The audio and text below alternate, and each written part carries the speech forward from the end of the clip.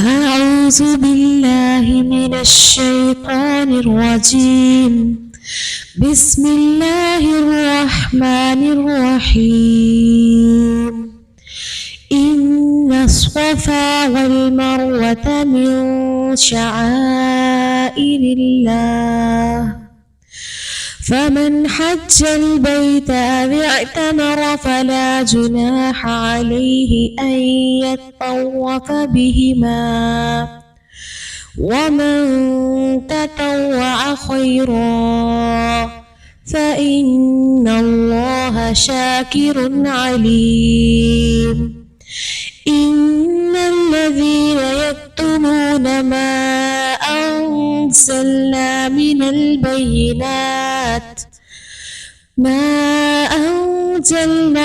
البينات والهدى من بعد ما بيناه للناس في الكتاب، أولئك يلعنهم الله ويلعنهم اللاعنون، إلا الذين تابوا وأصلحوا وبينوا فأولئك أتوب عليهم وأنا التواب الرحيم. إن الذين كفروا وماتوا وهم كفار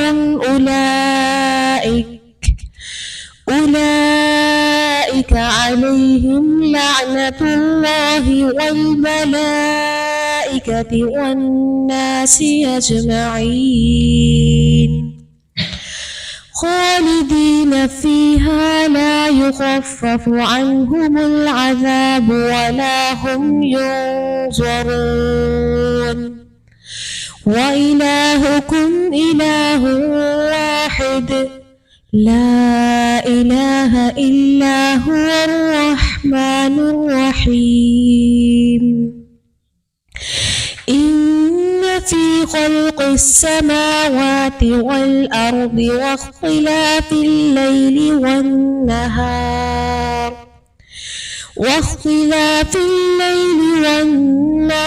والفلك التي تجري في البحر بما ينفع الناس وما أنزل الله من السماء من ماء فأحيا به الأرض بعد موتها وبث فيها من كل دابة، وتصريف الرياح والسحاب المسخر بين السماء والأرض لآيات لقوم يعقلون. ومن الناس من يتخذ من دون الله أندادا يحبونهم كحب الله، والذين آمنوا أشد حبا لله. ولو يرى الذين ظلموا إذ يرون العذاب أن القوة لله جميعا وأن الله شديد العذاب، إذ تبرأ الذين اتبعوا من الذين اتبعوا ورأوا العذاب وتقطعت بهم الأسباب. وقال الذين اتبعوا لو أن لنا كرة فنتبرأ منهم كما تبرأوا منا، كذلك يريهم الله أعمالهم حسرات عليهم وما هم بخارجين من النار. صدق الله العظيم.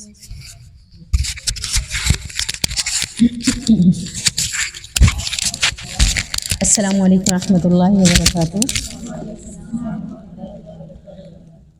نحمده ونصلي على رسوله الكريم اما بعد فاعوذ بالله السميع العليم من الشيطان الرجيم بسم الله الرحمن الرحيم رب اشرح لي صدري ويسر لي امري واحلل عقدة من لساني يفقهوا قولي رب زدني علما رب زدني علما رب زدني علما اللهم انفعني بما علمتني وعلمني بما ينفعني وزدني علما الحمد لله على كل حال وأعوذ بالله من حال أهل النار اللهم اهدنا وسددنا آمين ثم آمين سورہ بقرہ آیت نمبر 158 ان الصفا والمروہ من شعائر اللہ، بے شک صفا اور مروہ اللہ کی نشانیوں میں سے ہیں۔ ومن حج البیت واعتمر فلا جناح علیہ ان یطوف بہما، تو جو کوئی اس گھر کا حج کرے یا عمرہ کرے اس پر کوئی گناہ نہیں کہ دونوں کا خوب طواف کرے۔ ومن تطوع خیرا، اور جو کوئی خوشی سے کوئی نیکی کرے تو یہ اس کے لیے بہتر ہے۔ اللہ تعالیٰ بے شک فإن اللہ شاکر علیم، قدردان ہے اور سب کچھ جاننے والا ہے۔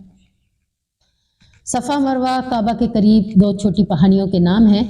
ان کے درمیان دوڑنا، صحیح کرنا ابراہیم علیہ السلام کے زمانہ سے حج اور عمرے کے مناسک میں شامل تھا، مگر زمانہ جاہلیت میں مشرکین نے حج اور عمرے کے مناسک میں کئی شرکیہ رسوم شامل کر لیے تھے۔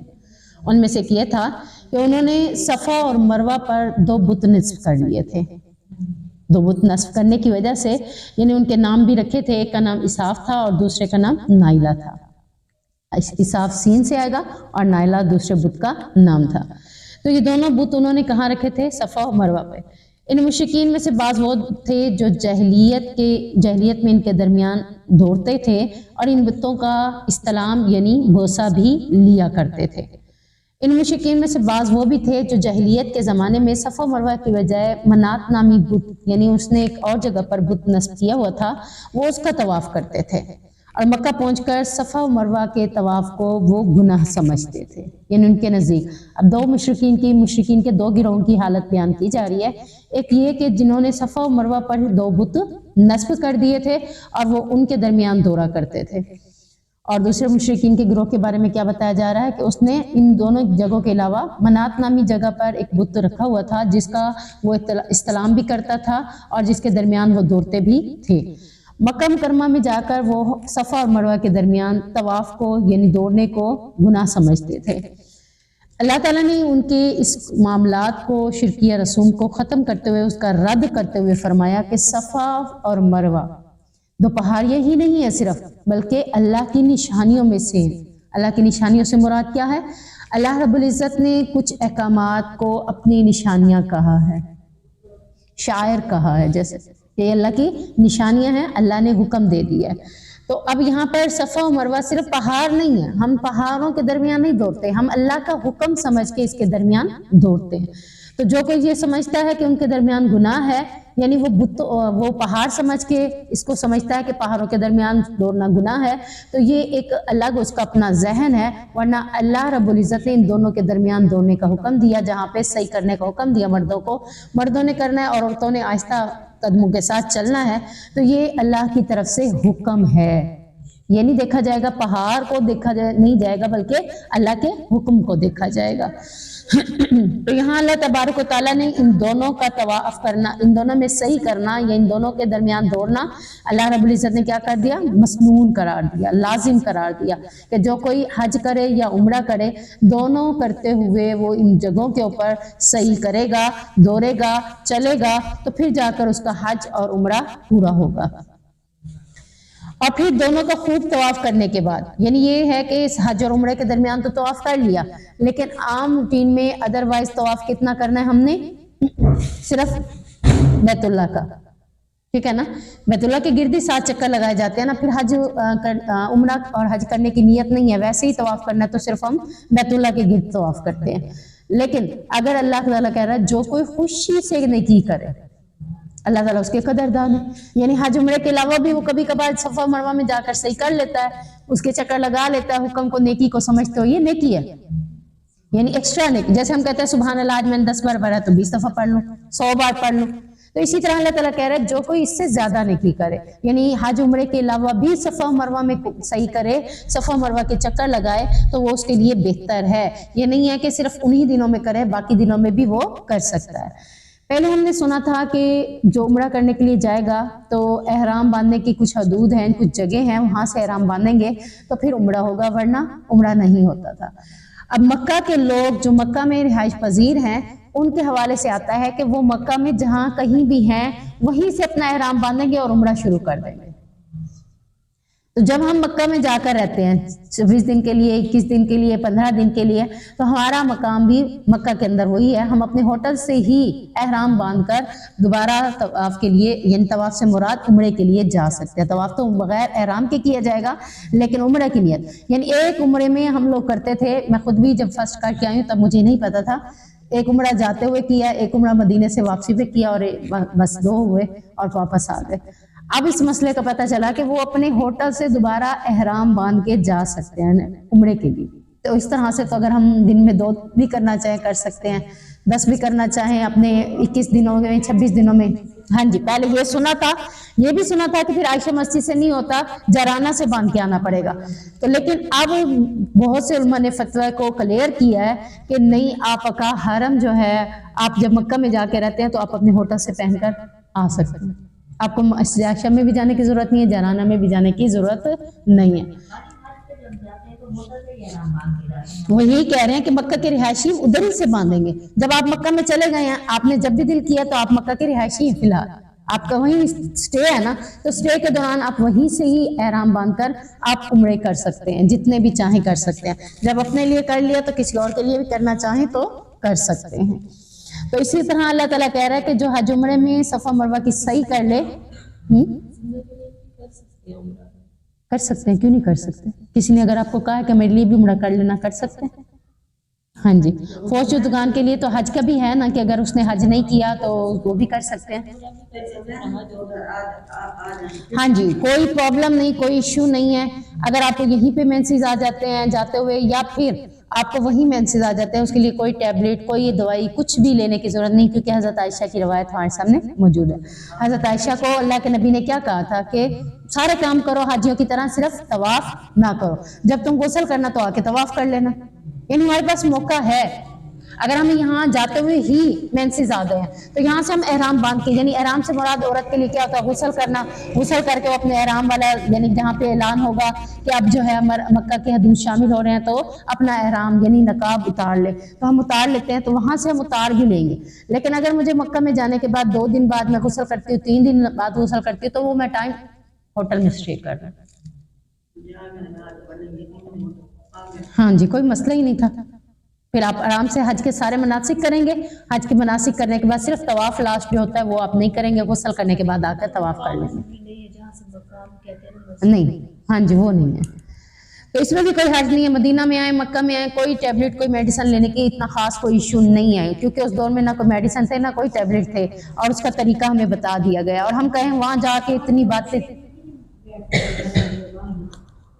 دیکھیں جب آپ نے ابھی عمرہ کرنا ہے، ٹھیک ہے نا، میں آپ کو بتا رہی کہ وہاں سے آپ کا نقاب ہٹ جائے گا۔ نقاب اس کو کہتے ہیں جو یہاں پہ آپ کا آئے گا۔ اگر آپ نے ویسا نقاب نہیں کرنا، ایسے ہی کرنا گھونگھٹ والا، ٹھیک ہے، پھر آپ کو چلنے پھرنے میں مشکل ہوگی کیونکہ عادت نہیں ہے۔ تو اس لیے بہتر ہے ان دنوں میں ابھی آپ ہوٹل میں ہی اسٹے کریں۔ یعنی اگر آپ نے عمرے کی نیت کر کے یہاں سے نکلے ہیں اور آپ نے عمرہ نہیں کیا تو آپ نقاب نہیں لگا سکتے نا، جب تک آپ عمرہ نہیں کریں گے۔ اس کے لیے پھر آپ اگر جاتے ہیں تو گھونگھٹ نکال کے جائیں، آپ کو ایزی لگتا ہے تو چلے جائیں، نہیں لگتا تو پھر آپ 2 دن 4 دن آپ ہوٹل میں اسٹے کریں۔ ویسے جا سکتے ہیں، وہ کہتے ہیں باہر تک جا سکتے ہیں، باہر بہتر ہے کہ باہر ہی رہ جائیں، بس کیا کرنا ہے وہاں پہ بیٹھ کے ذکر و اذکار ہی کر لیں، بس بہتر ہے کہ اندر سے تو جانے بھی نہیں دیتے اور اندر جانا بھی نہیں چاہیے۔ باہر کچھ علماء یہ بھی کہتے ہیں کہ نہ بھی جائیں تو کوئی وہ نہیں، کیونکہ آپ نے گھر میں بیٹھ کے عبادت کریں وہاں کریں ایک ہی بات ہے، کیونکہ نماز کا حکم ہے نا کہ افضل نماز وہاں پہ 1 لاکھ کے برابر ہے درجہ، اور مدینے میں الگ سی فضیلت ہے۔ تو لیکن اگر آپ نہیں بھی جاتے تو کوئی مسئلہ نہیں ہے، آپ گھر رہ جائیں، ہوٹل میں رہ جائیں، اگر آپ کا دل کر رہا ہے آپ چلے بھی جائیں، کوئی مسئلہ نہیں، دونوں میں سے آپ جی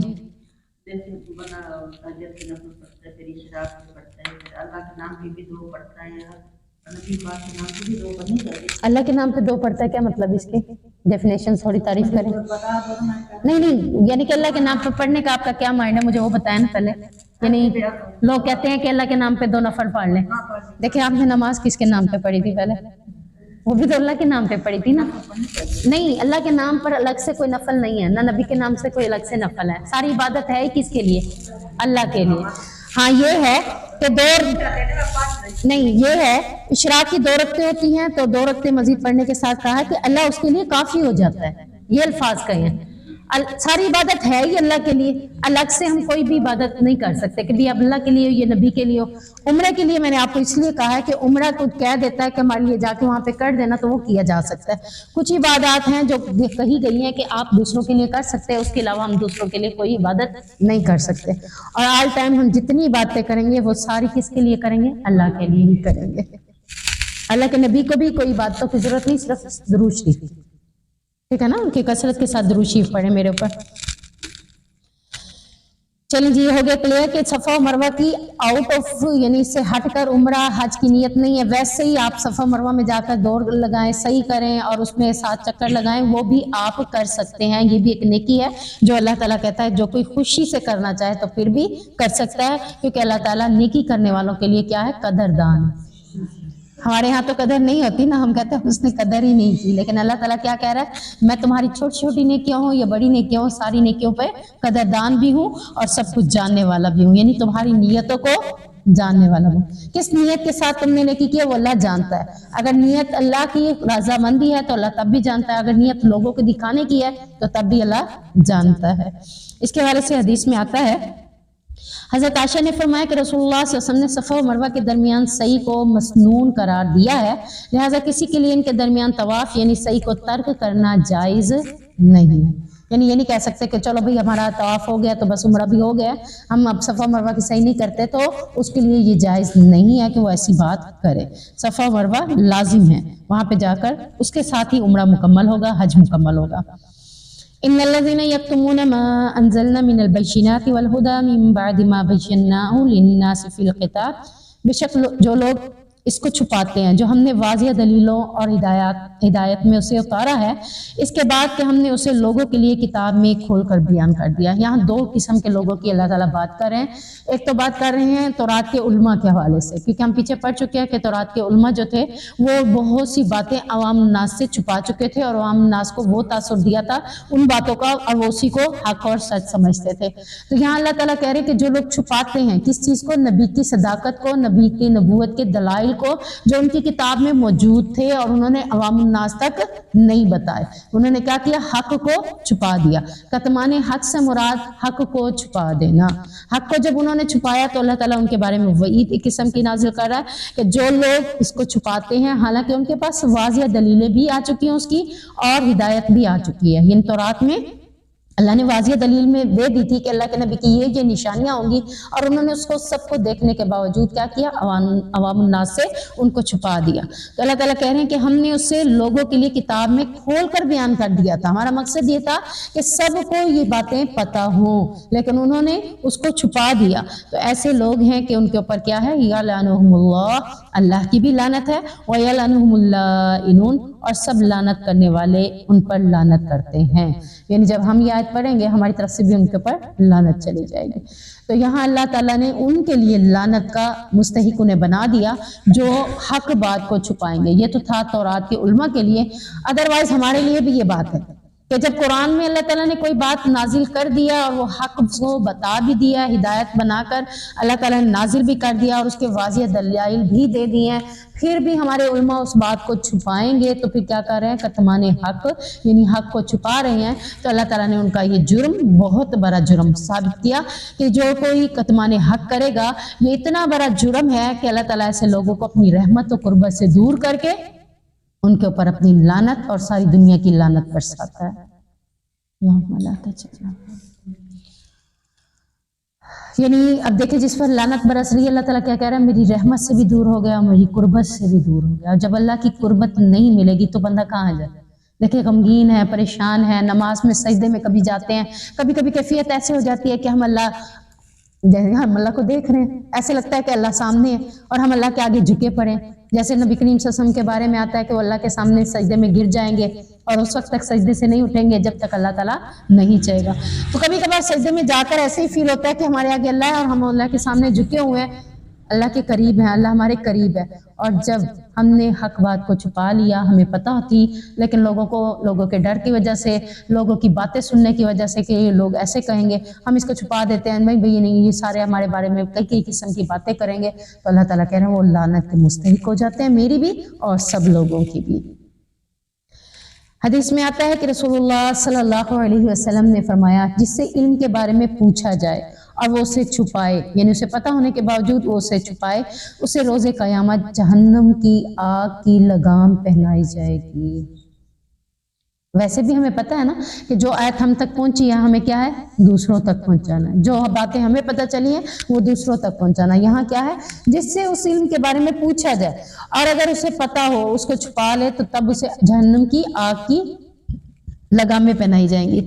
اور اگر اس سے وہ بات پتہ ہی نہیں ہے اور وہ کہتا ہے ہائے، لوگ کہیں گے اتنا بڑا عالم ہو کر اسے اس بات کا ہی نہیں پتہ، وہ جھوٹ بتا دیتا ہے. پتہ نہیں ہے، وہ اپنی طرف سے ہی گھڑ دیتا ہے اور اس کو بتا دیتا ہے، اس کے لیے بھی جرم ہے، کیونکہ اس نے خود سے ہی جھوٹ بنا دیا. اسے حقیقت کا پتہ نہیں تھا، صرف اپنی ناک بچانے، اپنی عزت کی خاطر اس نے جھوٹ بول دیا. تو اللہ کو ایسے لوگ بھی پسند نہیں ہیں. تو جس بات کا علم نہیں ہے اس میں یہ نہ سمجھو کہ لوگ میرے بارے میں کیا کہیں گے، اتنا بڑا عالم ہے اسے یہ نہیں پتہ. نہیں، بلکہ کہہ دیں کہ واللہ عالم، اللہ جانتا ہے، اس کے بارے میں تحقیق کر کے بتایا جا سکتا ہے. تو اس میں کوئی حرج نہیں ہے. یعنی ہم کوئی بہت بڑے، جتنا زیادہ علم حاصل کر لیں، علم کی مثال دیتے ہوئے کہا کہ وہ سمندر ہے، جتنی اس کی گہرائی میں جائیں گے اتنا اس کے بارے میں زیادہ پتہ چلے گا. تو جتنا ہم اس کے ساتھ دیکھیں، پہلے تھا کہ بس ہم نے پڑھا، باجیوں سے سنا، ادھر ادھر لوگوں کے دروس سن لیتے تھے. اب جب سے واٹس ایپ پہ گروپس بنے ہیں، علماء کے فتوے ملتے ہیں، تو دین زیادہ پتہ چلنے لگ گیا. کافی باتیں پتہ چل رہی ہیں جو ہم نے پڑھی ہیں اس سے بھی ہٹ کے پتہ چل رہی ہیں، جو نہیں پڑھی وہ بھی ہمیں پتہ چل رہی ہیں. تو یہ ساری باتیں کیا ہیں؟ تو یہ سب کچھ ہمیں بتانے، یعنی ان چیزوں سے پتہ چلتا ہے. تو جو چیز ہم پہلے اویئرنیس نہیں تھی اب پتہ چل جاتا ہے. تو جب ہم لوگوں کو بتاتے ہیں، کہتے ہیں پہلے تو آپ یوں کرتے تھے، اب آپ یوں کرتے ہیں. یوں کو چھوڑیں، یہ دیکھیں کہ جب ہمارے پاس علم آیا تو تبھی ہم نے بتایا. پہلے آپ خود درس دیتے تھے فوتیوں پہ جا کے، اب آپ کہتے ہیں فوتیوں پہ درس ہی نہیں دینا چاہیے. جب علم کے بارے میں پتہ چلا کہ وہاں پہ درس کو نوحہ میں شمار کیا جاتا تھا تو پھر ہم نے کہا ہم نے نہیں دینا. لو جی، پہلے تو خود دینے آ جاتے تھے، اس وقت گناہ نہیں تھا، اب دینا گناہ ہے. یعنی لوگ کسی معاملے میں چھوڑتے نہیں، وہ یہ نہیں دیکھتے کہ علم ایک سمندر ہے، جب پتہ چلے گا ظاہری بات ہے عمل تو تبھی کیا جائے گا. تو اللہ تعالیٰ بس یہی ہے کہ جب بھی علم کے بارے میں پتہ چلے عمل کی توفیق عطا فرمائے. تو یہی بات ہے کہ جو پتہ ہے تو وہ بھی چھپانا گناہ ہے، اور جو نہیں پتہ وہ جان بوجھ کے اپنے طرف سے بتانا وہ بھی گناہ ہے.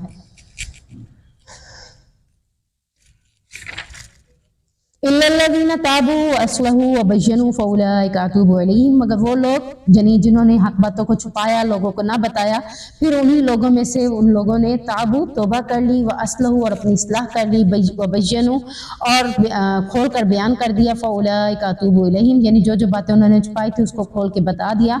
تو پس اللہ تعالیٰ بھی ان لوگوں کی توبہ کو قبول کرتا ہے. وَأَنَا التَّوَّابُ الرَّحِيمُ کیونکہ اللہ تعالیٰ توبہ قبول کرنے والا اور نہایت رحم کرنے والا. یعنی یہ نہیں کہا کہ اللہ تعالیٰ نے کہ اب یہ ساری زندگی لعنت کے مستحق کریں گے، بلکہ اللہ نے فوراً کہہ دیا توبہ طائب ہو جاؤ، اپنی غلطی کا اظہار کر لو. جب تمہیں پتہ چل گیا کہ حق بات کو چھپانا گناہ ہے، اب جب پتہ چلا تو یہ نہیں ہے کہ اب لوگ کیا کہیں گے. جیسے میں نے بھی آپ کو ایگزامپل دیا کہ پہلے آپ ایسے کہتے تھے، اب آپ ایسے کہتے ہیں، تو ہم نے اب چھپا تو نہیں سکتے تھے جو ہمیں پتہ چل گیا، ہم نے تو بتانا لازم تھا. تو جو پہلے پتہ نہیں تھا وہ تو پتہ ہی نہیں تھا، لیکن جن کو پتہ ہوتا ہے وہ پھر بھی چھپا لیتے ہیں. تو اللہ ان کے بارے میں کہہ رہا ہے مگر وہ لوگ جنہوں نے توبہ ان کاموں کی کر لی کہ اب حق بات کو کسی صورت میں چھپائیں گے نہیں، اور پھر اللہ سے توبہ کرنے کے بعد اس کو کھول کر لوگوں کو بیان بھی کر دیا کہ ہم نے یہ غلطی کی تھی، اب یہ باتیں ایسے تھیں، یہ باتیں ہم نے آپ کو حقیقت میں نہیں بتائیں. تو اللہ تعالیٰ کہتا ہے اللہ ایسے لوگوں کی توبہ کو قبول کر لیتا ہے. سبحان اللہ. دیکھیں اللہ کتنا غفور الرحیم. یہیں سے دیکھ لیں کہ اللہ کتنا غفور الرحیم ہے کہ وہ معاف کر دیتا ہے، بخش بھی دیتا ہے، وہ معافی کو پسند بھی کرتا ہے، اور معافی مانگنے کے لیے ہمیں بتاتا بھی ہے، راستے بھی خود بتاتا ہے کہ کیسے معافی مانگنی ہے، کیسے اللہ سے توبہ کرنی ہے، کیسے اپنی اصلاح کرنی ہے. اللہ جتنا بڑا گناہ بھی ہے اس کو بھی معاف کر دیتا ہے. इन अल्लज़ीना कफ़रू, बेशक वो लोग जिन्होंने कुफ़र किया, व मातू वहुम कुफ़ार, और वो मर गए उसी कुफ़र की हालत में, यानी काफिर ही थे। उलाइका अलैहिम लानतुल्लाह, इन पर भी अल्लाह की लानत है, वल मलाइकति, और फरिश्तों की लानत है, वन्नास अजमईन, और लोगों की लानत है। यानी अभी शायद से क्या पता चलता है कि जिनकी बाबत यकीनी इल्म है कि उनका खात्मा ही कुफ़र पर हुआ है, गलत बात के ऊपर ही हुआ है, वो लोगों को कुफ़र की बातें ही बताते थे और इसी हाल में मर गए हैं, तो इनके बारे में लानत करना जायज़ है। और किन के बारे में लानत करना जायज़ नहीं है? जिनके बारे में पता है कि ये मुसलमान है, किसी बड़े से बड़े गुनाहगार मुसलमान पर भी लानत करना जायज़ नहीं है, हमारी तरफ से नहीं है। लेकिन इसके लिए लानत की जा सकती है जो मुर्तद हो जाएं, जो काफिर हो, अल्लाह ने उनके लिए लानत करने का हुक्म दे दिया। इसकी दलील क्या है कि नबी करीम सल्लल्लाहु अलैहि वसल्लम ने ग़ज़वा उहद के मौका पर भी, ग़ज़वा बदर के मौका पर भी क़ुनूत नाज़िला में उनके नाम लेकर बद्दुआएं की थी। फिर अल्लाह ने उनके नाम लेने से मना कर दिया और कहा कि मजमूई तौर पर आप बद्दुआ के लिए कह सकते हैं, जैसा कि क़ुनूत नाज़िला में अल्लाहुम्मा अनिल कफ़रतल्लज़ीना युकज़्ज़िबूना रुसुलक, कि अल्लाह काफरों के ऊपर लानत है, या काफरों के ऊपर अपनी लानत फरमा जो तेरे रास्ते पे, तेरे नबियों के रास्तों में रुकावटें पैदा करते हैं। तो यानी ये मजमूई सबके नाम, हो सकता है कि हम जिसका नाम लेकर लानत कर रहे हैं अल्लाह ताला ने बाद में उसके लिए हिदायत रखी हो, क्योंकि एक मौके पर अल्लाह के नबी ने नाम लेकर बद्दुआ की तो अल्लाह ने मना कर दिया है, नबी नाम लेकर बद्दुआ ना करो, मजमूई तौर पे काफिरों के लिए बद्दुआ करो, क्योंकि जो काफिर रहेगा उसके लिए तो बद्दुआ रहेगी, जो काफिर से मुसलमान हो जाएगा उसके लिए ऑटोमेटिकली बद्दुआ खत्म हो जाएगी। तो तुम नहीं जानते इनमें से कौन लोग ईमान को कबूल कर लें और कौन लोग कुफर पे जमे रहे, तो इस तरह से नाम लेकर हम नहीं, लेकिन हम इस तरह से मजमूई दुआ कर सकते हैं। तो ये इसकी दलील है कि काफिरों के लिए लानत करना, काफिरों के लिए जिल्लत और रुसवाई को लिए दुआएं करना, जिस तरह आज फ़लस्तीन का मामला था, हमने दुआएं की कि अल्लाह इन काफिरों को निस्तो नाबूद कर दे, जिन्होंने इन इसराइलियों को निस्तो नाबूद कर, जिन्होंने मुसलमानों के ऊपर बहुत ज़्यादा ज़िंदगी को तंग किया हुआ है, तो मजमूई तौर पर इनके लिए लानत मुस्तहिक, यानी लानत और ज़लालत के दुआएं कर सकते हैं। अब किसी बड़े से बड़े गुनाहगार मुसलमान के लिए हम लानत क्यों नहीं कर सकते? इसके हवाले से आता है कि मुमकिन है मरने से कबल वो अपने लिए तौबा कर ले, और हम तो उसे यही समझ रहे हो कि वो गुनाहगार था, वो गुनाहगार, हमें क्या पता कि उससे अल्लाह ने मरने से पहले तौबा की तौफीक दे दी हो। अभी उस मरना नहीं है, लेकिन मरने से पहले ही उसने अपने गुनाहों की तौबा कर ली है, तो इसलिए अल्लाह ताला ने इन लोगों के लिए बद्दुआ करने, इन लोगों के लिए लानत करने से मना कर दिया है।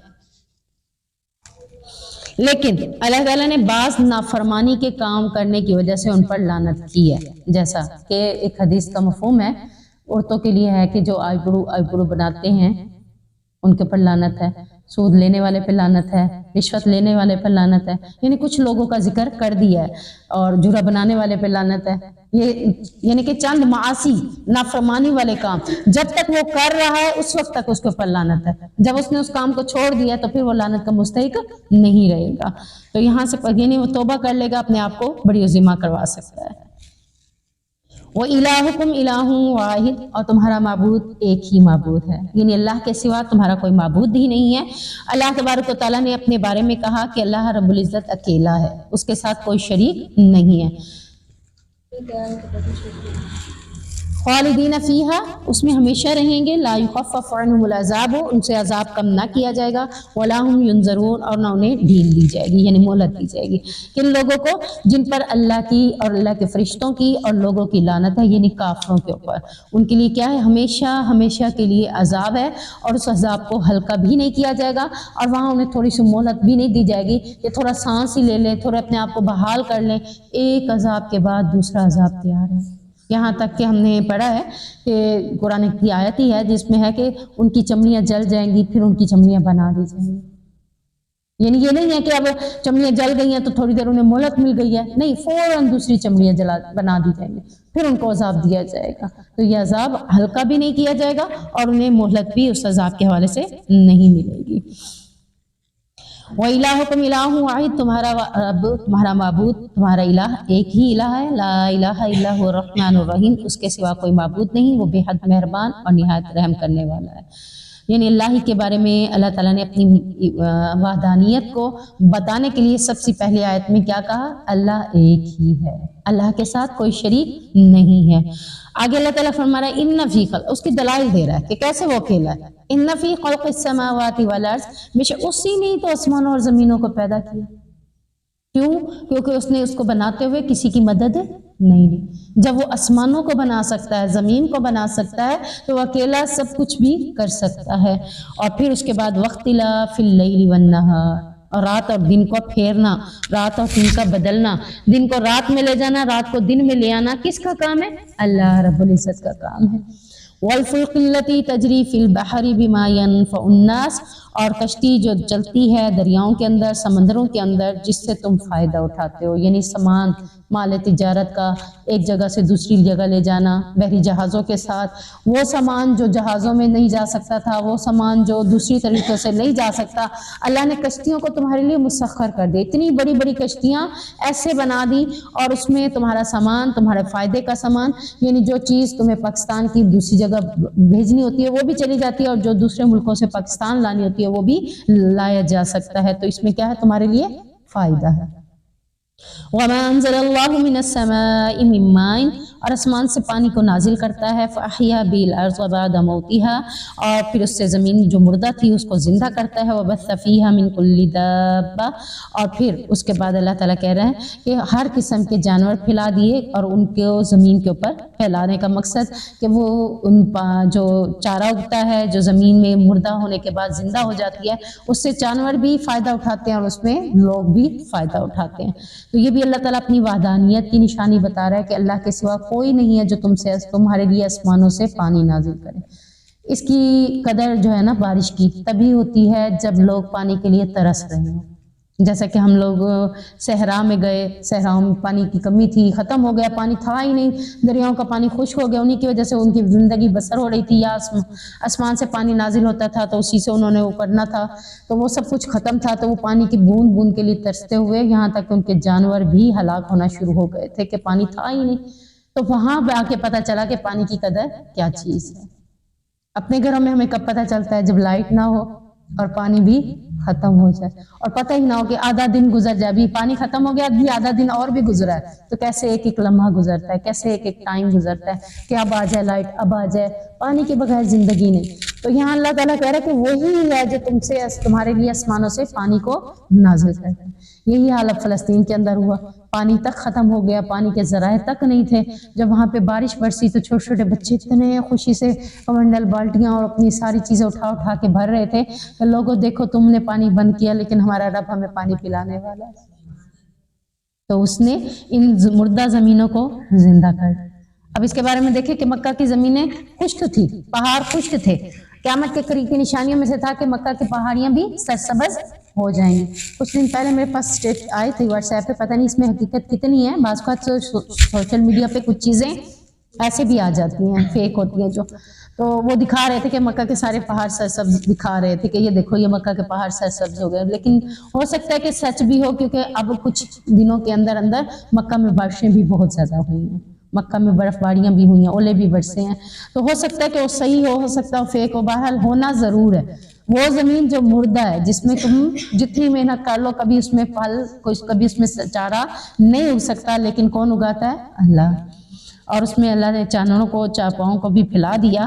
اور پھر وَتَصْرِيفِ الرِّيَاحِ وَالسَّحَابِ الْمُسَخَّرِ بَيْنَ السَّمَاءِ وَالْأَرْضِ، اور ہواؤں کے بدلنے میں اور اس بادل میں جو آسمانوں سے زمین کے درمیان، آسمان اور زمین کے درمیان اللہ نے مسخر کر دیا۔ یہ بھی اللہ کی وحدانیت ہے کہ ہوا چلتی ہے، ہواؤں کے بدلنے سے ہی بادل بھی زمین و آسمان کے درمیان مسخر ہو جاتے ہیں۔ ہمیں لگتا ہے کہ اب ہوا چل رہی ہے، شاید کہ تھوڑی دیر بعد بادل آ جائے، اور پھر اچانک پتہ چلتا ہے کہ بادل بھی اکٹھا ہونا شروع ہو گیا، اور بادل اکٹھے ہوئے تو پھر زمین و آسمان کے درمیان مسخر ہو گئے۔ اور کس نے اس کو مسخر کیا؟ تھامے ہوئے کون ہے ان کو؟ اللہ۔ اللہ نے کس لیے مسخر کیا؟ تمہارے لیے۔ اب یہ سب چیزیں جو اللہ کے سوا کوئی بھی نہیں کر سکتا، آسمان و زمین بھی کوئی نہیں بنا سکتا، اور دن اور رات کو بدلنے میں بھی کوئی نہیں ہے، کوئی سائنسدان، کوئی ماہر آج تک پیدا نہیں ہوا۔ کشتیاں بنا کر اس کو زمین میں، جن سمندروں میں چلانا آپ کا کام نہیں، ہمارا کام نہیں۔ ہم تو کہتے ہیں نا کہ ملاح چلا رہا ہے، لیکن ملاح بھی اس وقت تک نہیں چلا سکتا جب تک موزوں نہ ہو جگہ۔ ہوا اگر سمت دوسری طرف ہے اور وہ دوسری طرف چل رہا ہے، وہ کہتا ہے نہیں کشتی بڑا زور لگا رہی ہے، بہت مشکلوں سے چل رہی ہے، آج 2 دنوں کا سفر 4 دنوں میں ہوگا، کیونکہ ہوا ہمارے تابع اس کشتی کے تابع نہیں ہو رہی، کشتی جس طرف جا رہی ہے اس طرف نہیں چل رہی۔ اسی طریقے سے اللہ رب العزت نے ان ہواؤں کو، سمندروں کی ہواؤں کو بھی کشتی کے ساتھ چلایا تاکہ ہم اپنے فائدے کا سامان اس میں سے حاصل کر سکیں، اور آسمان و زمین کے درمیان بارش کو جو برسایا اس سے بھی مردہ زمین کو زندہ کیا، یہ بھی اللہ کے سوا کوئی نہیں کر سکتا، اور پھر بادلوں کو مسخر کیا، یہ بھی سب اللہ کی قدرت کے دلالت کرتی ہیں کہ واقعی ایک اللہ ہے جو یہ سب کچھ کر رہا ہے، اللہ کے علاوہ کچھ نہیں ہو رہا۔ ہم یہ سمجھتے ہیں کہ سائنس میں جب ہم نے پڑھا تھا تو اس میں تھا کہ یہ سب سپرفیشل ہے، وہ کہتے ہیں، سائنسدان کہتے ہیں یہ سب سپرفیشل ہے، خود بخود آ جاتے ہیں، خود بخود ان کا وجود ہو جاتا ہے۔ تو اللہ تعالیٰ یہاں کیا کہہ رہا ہے؟ اللہ ہی ہے جو ان کو چلا رہا ہے۔ پھر سورۃ نور میں بھی اللہ تعالیٰ نے خود واضح مثال دی کہ اللہ ہی ہے، نور ہے آسمانوں کا زمین کا، اور پھر اللہ ہی سب کچھ چلا رہا ہے۔ تو سائنس کہتی ہے، سائنس یعنی کافر ہے، انہوں نے اللہ کے بارے میں کبھی بھی اتنا یقین اور گمان نہیں رکھا، نہ ہی ان کا عقیدہ ہے کہ اللہ یہ سب کچھ کر رہا ہے۔ وہ کہتے ہیں سب کچھ سپرفیشل ہے، خود بخود آ جاتے ہیں، خود بخود سب کچھ ہو جاتا ہے۔ پھر بیٹھ جائیں، ساری سبزیاں بھی رکھ لیں، ساری چیزیں بھی رکھ لیں، انہوں نے کہا خود بخود پکا کے بھی دکھا دیں، کچھ بھی خود بخود نہیں ہوتا۔ کون کرنے والا ہے؟ یہ سب اللہ، اور یہ قدرت کی، اللہ کی قدرت کی، اللہ کے وجود کی دلالت کرتی ہیں کہ واقعی ایک اللہ ہے جو سب کچھ بنا رہا ہے۔ لآیات لقوم یعقلون، کن کے لیے اس میں نشانیاں؟ عقل رکھنے والوں کے لیے۔ اچھا، یہ بھی سورۃ نور کے اندر ہی اللہ نے کہا ہے کہ کافر کے پاس تو عقل ہے ہی نہیں۔ ہم سمجھتے ہیں کہ بڑا ذہین فتین ہے کافر، اور وہ یہ کچھ کہہ رہے ہیں۔ اگر ان کے پاس اللہ کہتا ہے عقل ہوتی تو وہ اپنے آپ کو اندھیروں میں رکھتے، سب سے پہلے تو وہ نور کی طرف آتے، روشنی کی طرف آتے، اسلام کی طرف آتے۔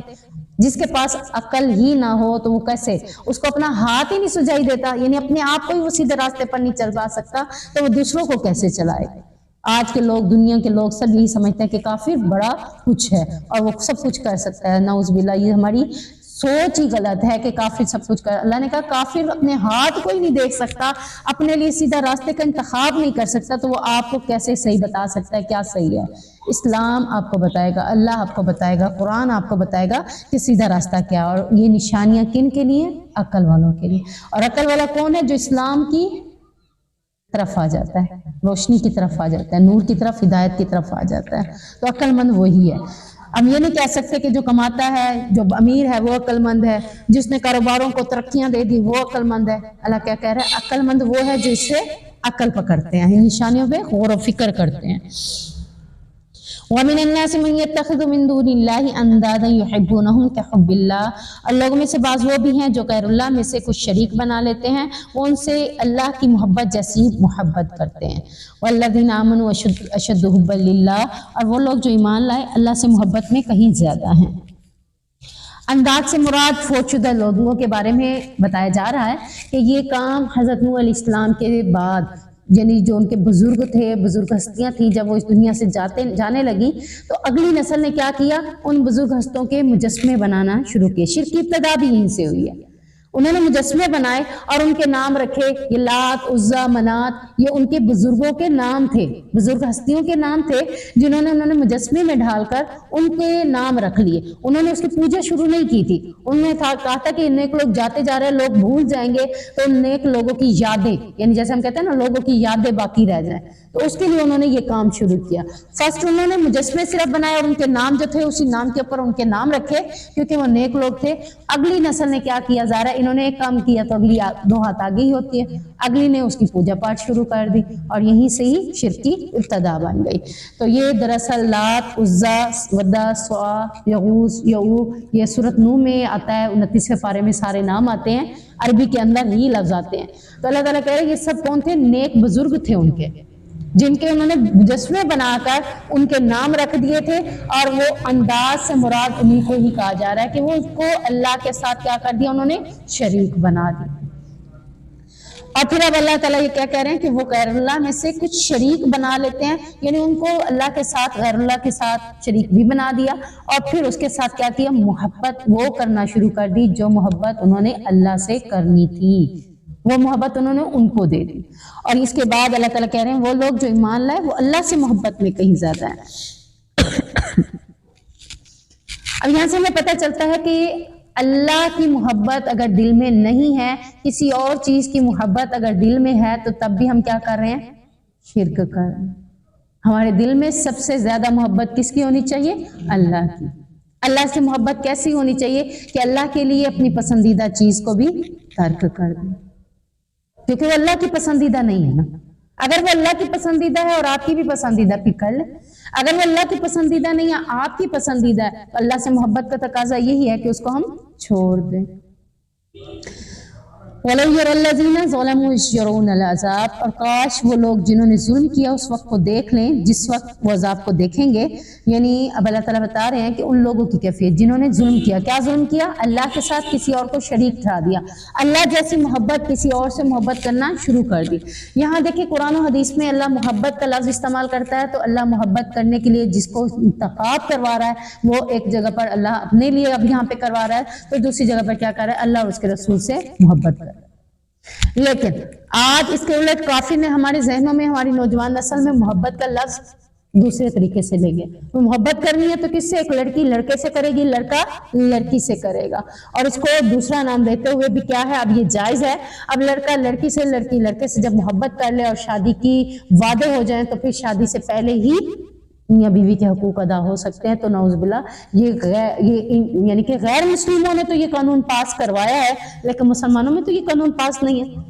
गैर मुस्लिम तो यही कुछ कर रहे हैं कि जब रजामंदी के साथ जिना किया जाएगा उसको जिना नहीं कहा जाता, जब जबरदस्ती करेंगे तो वो एक अलग बात है, उनकी जबरदस्ती भी हो रहे हैं और रजामंदी से भी हो रहे हैं। तो उन्होंने हमारी नई जनरेशन में भी यही चीज डाल दी कि तुम्हारी जिंदगी की आजादी में ये सारी चीजें क्या है, रुकावट का बाइस हो रही है। तो उन्होंने मोहब्बत करने का तरीका क्या सिखाया? तुम्हें मोहब्बत करनी है तो एक लड़की को लड़के के साथ और लड़के को लड़की के साथ। और आज जब हमने ये मोहब्बत नहीं सिखाई, अपने बच्चों को हमें ही सिखानी थी ना कि अल्लाह से मोहब्बत करो। अब जब हमने नहीं सिखाई तो वो बड़े होकर इन्हीं तरफ, रास्तों की तरफ निकल पड़ते हैं। तो यही जालिम लोग जो अल्लाह से मोहब्बत की बजाय किसी और से मोहब्बत करते हैं, अल्लाह के साथ शरीक ठहराते हैं, जब अजाब को देखेंगे तो फिर क्या होगा? उस वक्त वो जान लेंगे अन्नल कुव्वत लिल्लाहि जमीआ, कि सारी कुव्वत तो अल्लाह के पास है, अल्लाह तो सब कुछ करने पे कादिर है। अगर हम अल्लाह से मोहब्बत करते तो अल्लाह वो भी देता जो हम चाह रहे थे। पहले चाहत किसको तरजीह देनी थी? अल्लाह की। जब हम अल्लाह की चाहत को तरजीह देते हैं तो अल्लाह खुद कहता है कि मैं वो भी दूंगा जो तुम्हारी चाहत है। अगर तुमने अपनी चाहत को तरजीह दी अल्लाह की चाहत के आगे, तो फिर वो भी नहीं मिलेगा जो तुम्हारी चाहत है। तो अल्लाह की चाहत को अवलीन दर्जा देना है ताकि हमें वो भी मिल जाए जो हम चाह रहे हैं। व अन्नल्लाह शदीदुल अज़ाब, और ये कि बेशक अल्लाह बहुत सख्त अजाब वाला है। सैयदना अब्दुल्ला बिन मसूद से रिवायत है कि मैंने अर्ज की कि अल्लाह के रसूल सबसे बड़ा गुनाह कौन सा है? आपने फरमाया है कि तुम किसी को अल्लाह का शरीक बनाओ, हालांकि उसने तुम्हें पैदा किया है। दूसरी हदीस में आता है कि आप सल्लल्लाहु अलैहि वसल्लम ने फरमाया 3 बातें ऐसी हैं जिस शख्स में हो वो ईमान की मिठास को पा लेता है। नंबर 1, उसे अल्लाह और उसका रसूल सबसे ज्यादा प्यारा महबूब हो, तो वो क्या पा लेगा? ईमान की मिठास को। एक चीज यानी उसके अंदर एक चीज आ गई है, तो ईमान की मिठास को पाने की एक चीज उसके अंदर एक दर्जे के बराबर आ गई है। तो दूसरी चीज, जब वो किसी बंदे से मोहब्बत करे तो सिर्फ अल्लाह के लिए मोहब्बत करे, यानी दोस्त बनाए किसी को, किसी की महफिल में जाकर बैठे, किसी जगह का इंतखाब करे तो किस के साथ करे? अल्लाह से मोहब्बत की खातिर, कि मैं अल्लाह से मोहब्बत करती हूँ इसलिए उस महफिल में जा रही हूँ, मैं अल्लाह से मोहब्बत करती हूँ तो इसलिए उससे मिलने जा रही हूँ। यानी कि दुनिया का कोई तकाजा है, अभी दिल ही नहीं लग रहा, चलो वहां जाके बैठते हैं, गीतते चुगलियां करेंगे और वापस आ जाएंगे। ये अल्लाह के लिए थोड़ा मोहब्बत। जब भी किसी से मिले अल्लाह के लिए, यानी किसी भी बंदे से मोहब्बत है तो किसके लिए? अल्लाह के लिए। ये जो है मुझे अल्लाह के करीब करता है, मैं जब इसके पास बैठती हूँ तो मुझे अल्लाह याद आता है। हम खुद भी ऐसे बन जाए कि जब कोई हमारे साथ बैठे तो उसे अल्लाह याद आ जाए, उसे दिलवाना ना पड़े, वो हमें देख के ही अल्लाह को याद कर ले। हमारा उठना, हमारा बैठना, हमारे तर्ज जिंदगी, हमारा खाना, हमारा पीना, हर जगह पर एक जैसा हो। ये ना हो कि यहाँ पे बैठे हैं आप अमीर लोग तो हमने खाना भी और तरीके से, यहाँ गरीब है तो वहाँ खाना है, नहीं, हमने हर मामले में अल्लाह से मोहब्बत करते हुए वही काम करना है जो अल्लाह को पसंद हो। तीसरी चीज, जब उसे अल्लाह कुफर से निजात दे दे तो फिर वो दोबारा कुफर में वापस जाने को मायूब समझे, बुरा समझे। कितना बुरा समझे? जितना आग में गिराए जाने को, यानी जिसे उसे पसंद नहीं है ना कि आग में गिराया जाए, तो ऐसे ही वो दोबारा कुफर की तरफ ना जाए। तो जब ये 3 चीजें अगर हमारे अंदर हैं तो हमने क्या पा ली? ईमान की मिठास पा ली। मीठे के बगैर कुछ है? मैं आपको जमू बना के दे दूं, गुलाब जामुन जिसे कहते हैं, लेकिन शीरे में नहीं डला, मिठास नहीं डली, कौन खाएगा? کچھ بھی نہیں ہے نا، فائدہ ہی نہیں ہے اس کا. تو جب تک ہمارے اندر ایمان کی شیرنی، ایمان کی مٹھاس نہیں ہے، تب تک ہمارا مومن اس ایمان والا کلمہ پڑھنے کا کوئی فائدہ نہیں ہے. اس کے لیے 3 چیزیں ہیں، اپنے اپنا ہم نے انشاءاللہ محاسبہ کرنا ہے. جتنے تینوں ہیں تو الحمدللہ، تینوں میں سے کچھ نہیں ہے تو انشاءاللہ کوشش کریں گے اپنے اندر ان کو ڈالنے کی. ذرا بتائیں گے، آپ نہیں، لڑکیاں نہیں، بڑے بتائیں گے تاکہ ان کو یاد دہانی کے لیے. پہلی چیز کیا ہے ایمان کی مٹھاس کے لیے؟ پہلی چیز کیا ہے؟ اسے اللہ اور اس کا رسول، اللہ اور اس کا رسول سب سے زیادہ پیارا ہو. تو یہ ذہن میں بٹھائیں، یعنی اسے سب سے زیادہ پیارا کیا لگے؟ اللہ اور اس کا رسول.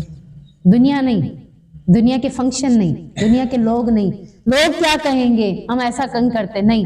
اسے اللہ اور اس کا رسول پیارا ہے، اس کے آگے اسے کچھ بھی ترجیح نہیں دینی. ٹھیک ہے، اب ذہن میں رہ جائے گا انشاءاللہ. دوسری چیز، ہاں جی، وہ کسی بھی بندے سے محبت کرے تو اللہ کے لیے اس کے محبت کرے. یعنی کسی، آپ کو مجھ سے محبت ہے، مجھے آپ سے محبت ہے، کس دن کے لیے ہم ملے آپس میں؟ اللہ ہی کے لیے ملتے ہیں، آپس میں بیٹھتے ہیں، گھروں میں بھی یاد کر بیٹھتے ہیں تو اللہ ہی کے لیے. کوئی نہ کوئی دینی بات ہوتی ہے، یعنی ایسے لوگوں میں بیٹھنا ہی نہیں ہے جہاں اللہ یاد ہی نہ، جسے دیکھ کر اللہ یاد نہ ہے، جہاں کی محفل ہمیں اللہ یاد ہی نہ دلائے. تو جس کے پاس بیٹھنا ہے، اس سے محبت کرنی ہے تو کس کے لیے کرنی ہے؟ اللہ کے لیے. یعنی اس بندے سے ہمیں محبت ہے تو کس وجہ سے؟ اللہ کے لیے کہ یہ اللہ والا بندہ ہے. تیسری چیز، اسے کفر میں دوبارہ جانا اس قدر ناپسند ہو جتنا آگ میں ڈالا جانا. کفر کیا ہے؟ اب دیکھیں، ہم کہیں ہم تو کافر نہیں بن رہے، ایک نماز چھوڑ دی تو آپ کیا ہو گئے؟ کفر کے قریب پہنچ گئے ہیں نا. 2 نہیں پڑھیں گے، 3 نہیں پڑھیں گے، کرتے کرتے ہم کہاں جائیں؟ ہم آخرکار کافر بن جائیں. ہم کہیں گے نہیں ہم تو کلمہ پڑھتے ہیں، ہم تو مسلمان ہیں. کام کافروں والے کریں گے تو پھر وہ کفر کی طرف ہی منسوب ہوں گے. تو کفر کی طرف جانا ناپسند ہو آپ کو. بیسیکلی اس کا مطلب انکار کرنا ہے. ہاں جی، اللہ کے احکامات کی، بالکل. اور ہم تو بہت سارے احکامات ہیں جس کا ہم لوگ انکار کرتے ہیں. کوشش یہی ہونی چاہیے نا کہ نہیں کریں، کسی بھی حکم کا انکار ہم نہیں کریں. جب پتہ چل جائے اللہ کا حکم ہے، میری اور آپ کی نہیں چلنی، خاون کی بھی نہیں چلنی. کبھی خاون کہتا ہے اس لیے کر لیا، خاون کی بھی اللہ نے نہیں چلائی. امی نے کہا اس لیے کر لی، امی کی بھی نہیں چلنی. جب دین آ گیا ہے تو کسی کی بھی نہیں چلنی. تو کفر کی طرف جانا، کفر کے کاموں کی طرف جانا اس کو ایسا ناپسند ہو جیسے آگ میں ڈال. ظاہری بات ہے جب وہ کام کریں گے تو آگ میں تو جائیں گے، تو اس لیے آگ سے بچتے ہوئے کفر کے کاموں سے بھی اپنے آپ کو انشاءاللہ بچانا ہے. تو یہ اللہ تعالیٰ نے مشرکین کے لیے دھمکی دی ہے کہ جس دن وہ عذاب کو دیکھیں گے اور کہیں گے ساری قوت اللہ ہی کے لیے ہے، تو اس وقت انہیں سمجھ آ جائے گی، وہ جان لیں گے کہ ہم نے اپنے لیے کیا نقصان کیا. اس دن ان کے لیے سخت ترین عذاب ہوگا. استبرأ الذین اتبعوا من الذین اتبعوا ورأوا العذاب وتقطعت بهم الاسباب.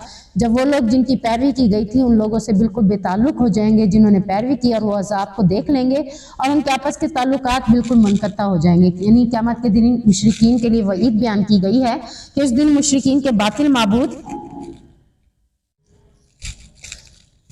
یعنی جن کی دنیا میں وہ پوجا کیا کرتے تھے، وہ لوگ کیا ہو جائیں گے؟ ان لوگوں سے بے تعلق ہو جائیں گے. بھی ہم نے تو تمہیں کہا ہی نہیں تھا کہ ہماری پوجا کریں. اور پھر اللہ سے کہیں گے اللہ ہم نے انہیں اپنے بعد نہیں کہا تھا کہ ہماری پوجا کی جائے. تو جس دن وہ بے تعلق ہو جائیں گے جنہوں نے پیروی کی اور وہ عذاب کو دیکھ لیں گے تو ان کے آپس کے تعلقات جو ہو جائیں گے بالکل منقطع ہو جائیں گے. ایک دوسرے کو پہچانتے بھی نہیں ہوں گے، ایک دوسرے کو مانتے بھی نہیں ہوں گے. تو یہاں اللہ تعالیٰ کیا کہہ رہا ہے؟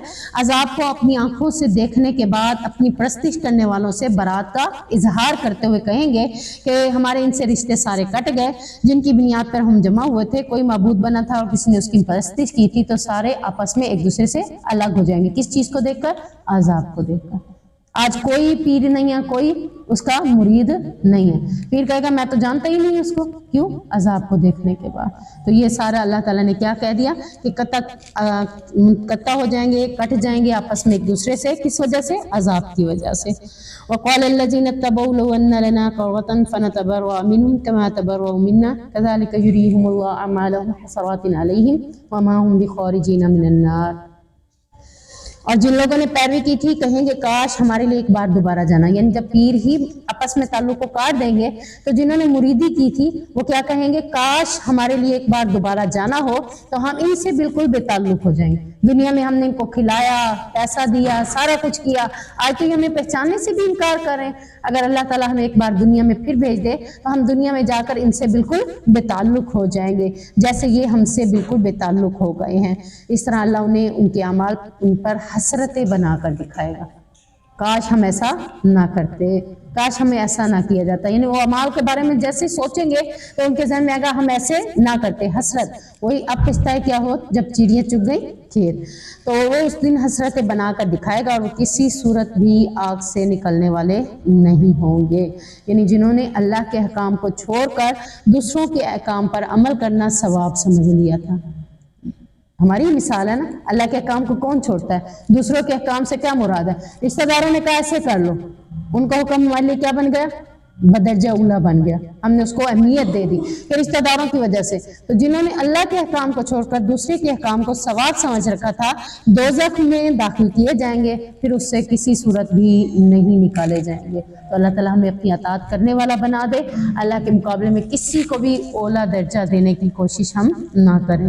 سبحانک اللہم و بحمدک اشہد ان لا الہ الا انت استغفرک و اتوب الیک۔